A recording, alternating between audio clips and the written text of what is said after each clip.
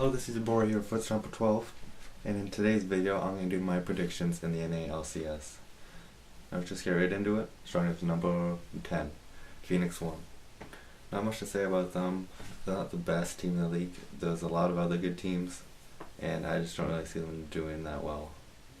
With number 9, I have to go with Team Liquid.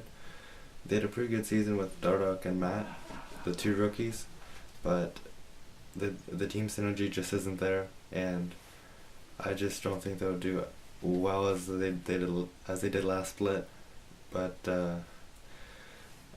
with the team synergy just isn't there, and with Dardoch being suspended and then coming back into play, I wouldn't be surprised if he either got traded or if they kicked him off the team.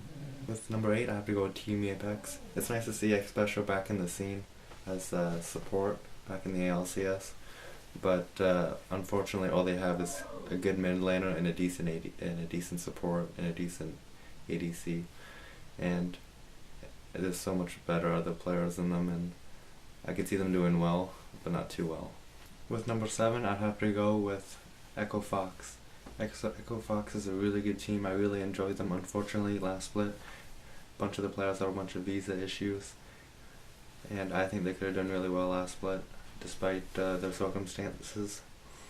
But this season, I think I would have to go with them being 7th, just not making playoffs. Or their individual plays is really good, just not their team fighting skills. 6, just making it in the playoffs. I think it's gonna be NRG. There's a lot of hype between with Quas being back, but unfortunately, I think it's too much hype, and I don't even think he's really that good. I'm glad to see Santorin back in the LCS. I think he's pretty good. He's pretty awesome, and it sucks that Kiwi Kid isn't playing for Dignitas anymore, but it's understandable because their team doesn't really exist anymore. OHQ, I think he's a good ADC to have. I like his Israel game, and GBN's Baron Steels hopefully will still be on point like it was last season. 5, I would have to go with C9. I think they're a really good team overall. They have a lot of good chemistry and everything, but unfortunately I can only see them making it 5th place this season. It's nice to see Meteor's back, but with Hyde not playing on the team and him being on the Challenger team, I don't really think the communication will be as good as last season was. With number 4 on the list, I would have to go with Team MV. Team MV is a solid team. Xerath on the top lane, Ninja on the mid lane. You need 2 good guys like that to be consistent. And like them, they're always consistent. You can always count on them, which I think is a very important thing. And that's why I think they're going to be number 4. With number 3, I would have to go with CLG. I think they're a good, solid team. The communication's on point. Most of the time they're consistent. It's just understanding the meta with them. With number 2, I'd have to go with Team Immortals. Solid team, perfect team fighting skills, split pushing skills. You know, communication's on point. I think they're just going to do really well.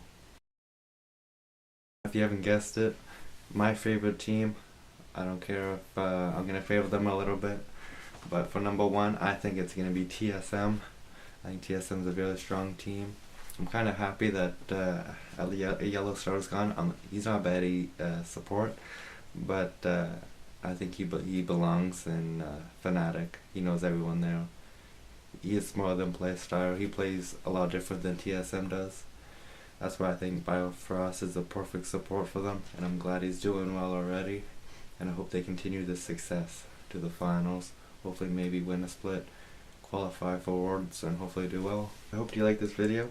Those are my LCS predictions. And if you like this video, give it a like. If you're interested in more, give us a subscribe. Hit the subscribe button below. And yeah, see you in the next video.